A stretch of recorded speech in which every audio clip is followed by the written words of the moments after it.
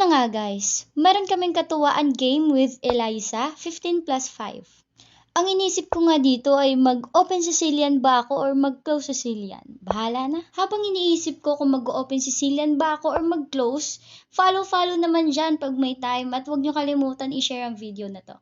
At ito na nga, nakapag-decide na ako, mag-open Sicilian na lang ako bago ako mag-D4, mag-Bishop B5 muna ako.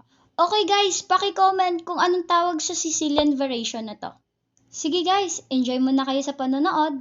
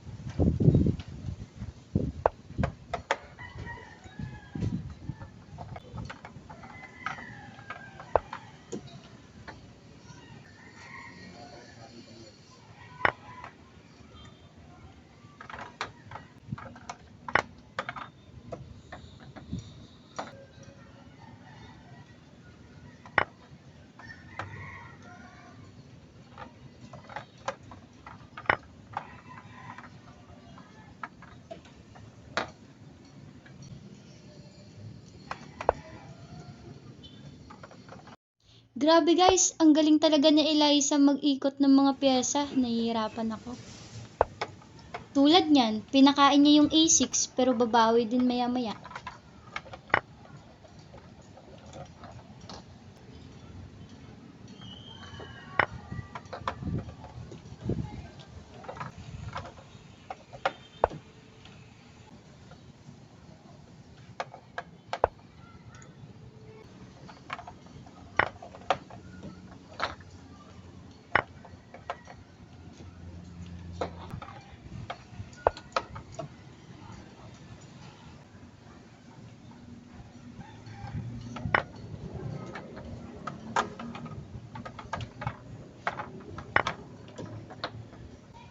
Grabe guys, nakita pa ni Eliza yung Rook C8. Mukhang losing tayo dito ah.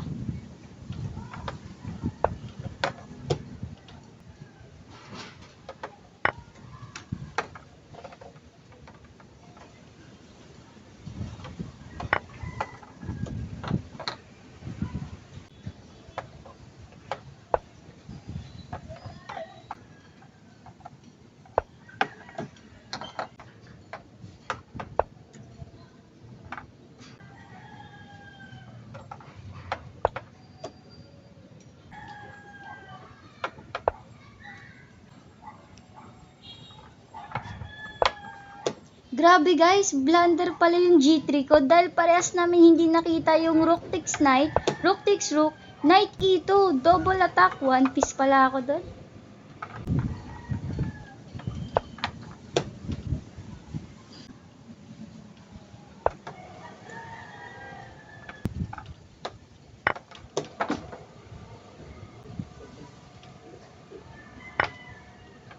Dito guys, nabatil ako. Ba't pa kasi pawn yung pinangkain ko? Peace up na sana ako.